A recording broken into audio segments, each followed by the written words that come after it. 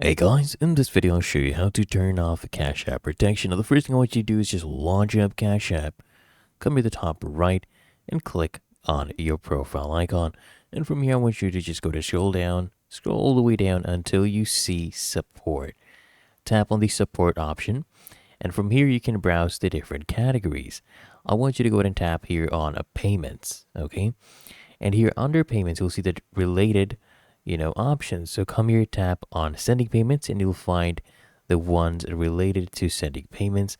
And in this case, what I want you to do is just come down here under contact us, just tap on chat, okay? And you'll get a dialog box. Now I want you to type in this, okay? Just type this in. For example, hi dear support team, when I make a payment, it keeps on saying payment failed. For my protection, kindly help me fix this issue. Okay, send this over to them and then they'll turn it off on your end for you.